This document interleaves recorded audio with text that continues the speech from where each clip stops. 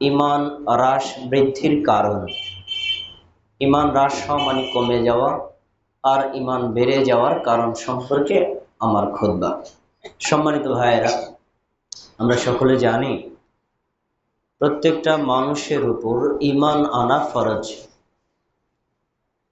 ইমানের ছয়টি রুকন রয়েছে। ওই রুকনগুলোকে বিস্তারিত জেনে অন্তরে বিশ্বাস করা এবং মুখে স্বীকৃতি প্রদান করা, কাজে বাস্তবায়নের মাধ্যমে সেটাকে প্রমাণ করা, এটা প্রত্যেকটা মানুষের জন্যই ফরজ। কিন্তু সকল মানুষ ইমান আনে না। যারা মুমিন তারাই ইমান আনে। ইমান আনা যেমন ফরজ, ইমান সম্পর্কে ইমান আনাও ফরজ। কথাটা নতুন ভালো করে বুঝে রাখেন। ইমান আনা ফরজ, আবার ইমান সম্পর্কে ইমান আনা আলাদা একটা ফরজ। ইমান সম্পর্কে আবার ইমান কি? হ্যাঁ, ইমান সম্পর্কেও আবার ইমান আছে। ইমান সম্পর্কে বিস্তারিত জানা এবং সেগুলোকে সম্পূর্ণ সন্দেহপূর্ণ মুক্তভাবে বিশ্বাস পোষণ করা, অটল থাকা, এটা মুমিনের কাজ। ইমান সম্পর্কে ইমান আনার কতগুলো দিক আছে। যেমন ইমান বাড়ে এবং কমে, এটা বিশ্বাস করা। ইমান দুর্বল হয়, সবল হয়, এটা বিশ্বাস করা। ইমানের শাখা প্রশাখার উপর বিশ্বাস করা। ইমানের সর্বোচ্চ স্তর আছে, নিম্নতম স্তর আছে, সেটাকে বিশ্বাস করা। ইমান আসে আবার বের হয়ে যায়, এটা বিশ্বাস করা। ইমান নবায়ন হয় আবার ইমান ধ্বংস হয়, এটা বিশ্বাস করা। এগুলো সবই ইমানের উপর ইমান আনার ফরজের বিভিন্ন দিক। আমরা প্রথমে ইমানের পরিচয় জেনে নিই। একটা প্রসিদ্ধ হাদিস আপনাদের জানা আছে। জিবরাইল আলাইহিস সালাতু ওয়াস সালাম মানুষের রূপ ধারণ করে সাহাবীদের সামনে আমাদের নবীকে প্রশ্ন করেছিলেন, মাল ঈমান বা আখবিরনি আনিল ঈমান, আমাকে ঈমান সম্পর্কে বলেন। রাসূল সাল্লাল্লাহু আলাইহি ওয়াসাল্লাম সেদিন তাকে ঈমানের পরিচয় দিতে গিয়ে ৬টি বিষয় বলেছিলেন। তুমি আল্লাহর উপর বিশ্বাস করবা, ফেরেশতাদের উপর বিশ্বাস করবা, নবী রাসূলদের উপর বিশ্বাস করবা, আসমানি কিতাবের উপর বিশ্বাস করবা, আখিরাতের উপর বিশ্বাস করবা, আর তাকদীরের ভালো মন্দের উপর বিশ্বাস করবা। এই কথা শোনার পর জিবরাইল আলাইহিস সালাম বলেছিলেন, সদাক্তা, আপনি ঠিক বলছেন। তার মানে জিবরাইল আলাইহিস সালাতু ওয়াস সালামের প্রশ্নের উত্তরে আমাদের নবী যে ইমানের ৬টি রুকনের কথা বলেছিলেন এবং এই ৬টি রুকন মিলিয়ে ইমানের পরিচয় তুলে ধরেছিলেন, জিবরাইল বলেছিলেন এটাই হলো ইমানের সঠিক সংজ্ঞা। এখান থেকে আমরা ইমানের ৬টি রুকন পেলাম। এই যে ৬টি রুকন সম্পর্কে সালাফগণ আবার ইমানের সংজ্ঞাটা ভিন্নভাবে দিয়েছেন, যেটাকে বলা হয় জামে ওয়াল মানে। ব্যাপক অর্থবোধকভাবে এই সংজ্ঞাটা তারা দিয়েছেন। তারা বলেছেন ইমান সম্পর্কে যে ৬টি বিষয় সম্পর্কে বলা হয়েছে, এই ৬টি বিষয়কে তাসদীকুম বিল কলব, অন্তর দ্বারা সত্যায়ন করা, সত্য বলে বিশ্বাস করা। ওয়াল ইকরারু বিল লিসান, ঠোঁট আর জিহ্বা দিয়া মুখে এটাকে স্বীকার করা। ওয়াল আমালু বিল আরকান, এবং এই ৬টি বিষয়ের যে দাবি, কর্ম, এই কর্মগুলোকে নিজের অঙ্গ প্রত্যঙ্গ দ্বারা বাস্তবায়ন করাকে বলা হয় ঈমান। তার মানে আপনি ৬টি বিষয় বিশ্বাস করেছেন, বিশ্বাস করার পরে আপনাকে মুখে এটাকে স্বীকার করতে হবে এবং আমলে এটাকে বাস্তবায়ন করে দেখাতে হবে।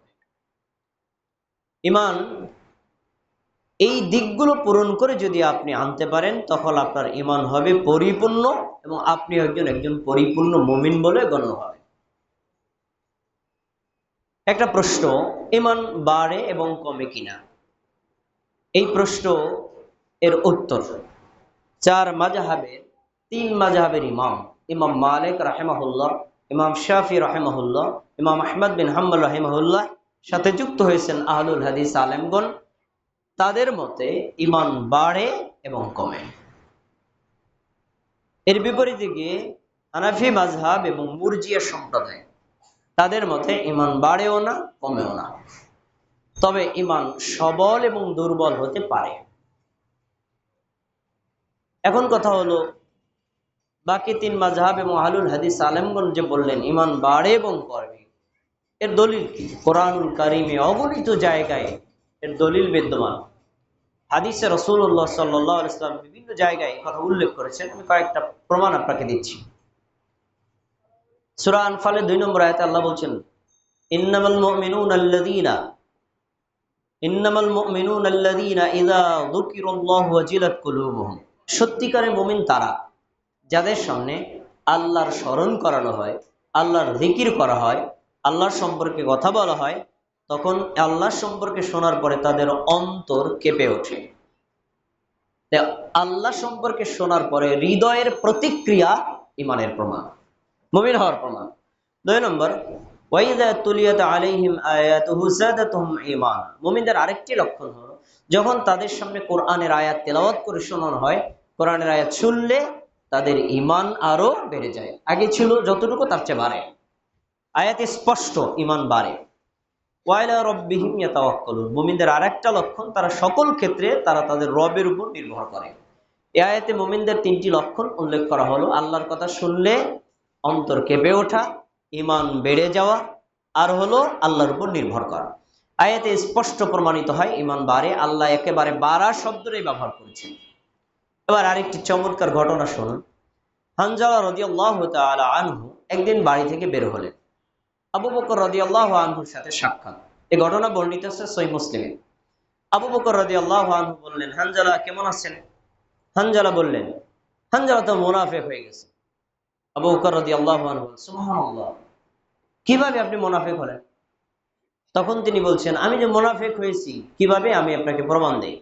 আমরা যখন রাসূলের দরবারে থাকি, রাসূলের নিকটে থাকি, তার কথা শুনি, তার হাদিস শুনি, তার বয়ান শুনি, তার প্রতিক্রিয়া যখন আমাদের কাছে আসে, তিনি যখন জান্নাত সম্পর্কে, আখিরাত সম্পর্কে, জাহান্নাম সম্পর্কে আমাদের কাছে বর্ণনা দেন, তখন সেটা শুনলে আমাদের বিশ্বাস এত উচ্চ স্তরে পৌঁছে যায়, মনে হচ্ছে নিজের চোখ দিয়ে জান্নাত দেখতে পাচ্ছি। সুবহানাল্লাহ। মনে হচ্ছে জাহান্নাম দেখে ভয় বিগলিত হয়ে যাচ্ছি। কিন্তু রাসূলের দরবার থেকে যখন আমরা বাড়িতে চলে যাই, আমাদের স্ত্রী, আমাদের সন্তান, আমাদের পরিবার, আমাদের কর্মক্ষেত্র ইত্যাদির সাথে যখন মিশে যায়, তখন ওই যে ঈমানের উঁচু স্তর, ঈমানের বৃদ্ধির স্তর, আর সেটা থাকে না। তখন আমরা ভুলে যাই, দুনিয়াবি কর্মে মত্ত হয়ে যাই। আমরা সন্তান সন্ততি স্ত্রীদের প্রতি আমরা আকৃষ্ট হয়ে পড়ি। তা এটা তো মুনাফিকের লক্ষণ। রাসূলের দরবারে একরকম, বাইরে গেল ভিন্ন রকম, মুনাফিকের লক্ষণ না। এই জন্য আমি বলছি হানজালা মুনাফিক হয়ে গেছে। আবু বকর রাদিয়াল্লাহু আনহু বলেন, তাহলে তো ওই অবস্থা আমারও, চলো আমরা রাসূলের দরবারে যাই। দুজনেই আল্লাহ রাসূলের কাছে গিয়ে বললেন, আল্লাহ রাসূল, আমাদের এই অবস্থা। রাসূল সাল্লাল্লাহু আলাইহি ওয়াসাল্লাম তাদের কথা শুনে বললেন, শোনো, আমার কাছে থাকতে তোমাদের ঈমানের যে অবস্থা হয়, 24 ঘন্টা সব সময় যদি তোমাদের এই অবস্থা থাকতো না, তাহলে তোমরা রাস্তায় চললে ফেরেশতারা তোমাদের সাথে মুসাফা করতো। সুবহানাল্লাহ। তোমরা বাড়িতে থাকলে, বিছানায় থাকলে তোমাদের সাথে দেখা করতে ফেরেশতারা যাইত। তাহলে হাদিসে কি বোঝা গেল? রাসূল সাল্লাল্লাহু আলাইহি ওয়াসাল্লামের নিকটে থাকতে ঈমান সর্বোচ্চ স্তরে পৌঁছে যায়, ঈমান বাড়ে। আর যখন আমরা পারিবারিক কর্মে অথবা ব্যবসায়িক কর্মে, দুনিয়াবি কর্মের দিকে ধাবিত হই, তখন আমাদের ঈমান কমে যায়। হাদিস স্পষ্ট প্রমাণিত হলো ঈমান বাড়ে এবং কমে। এবার হানাফি মাযহাবে যে বলা হয়েছে ঈমান সবল এবং দুর্বল হয়, আসলে সবল দুর্বল বাড়া কমা এটা শব্দ ভিন্ন, অর্থ একই। আমার হাতে একটা লাঠি, এই লাঠির যতটুকু শক্তি আছে আরেকটা লাঠি দেন, শক্তি বাড়বে না কমবে? তার শক্তি বাড়লো কিসে? লাঠির সংখ্যা বাড়ায়। তাহলে ঈমান বাড়লেই তো ঈমান সবল হয়, ঈমান কমলেই তো ঈমান দুর্বল হয়। তাহলে সবল দুর্বল আসলে ঈমান বাড়া কমারই প্রমাণ। অতএব আমরা বলতে পারি ঈমান বৃদ্ধি এবং কমতি এটার উপর বিশ্বাস করা ফরজ। কোরআনে এটা বর্ণিত আছে, হাদিসেও তা বর্ণনা করা আছে। এখন প্রশ্ন হলো,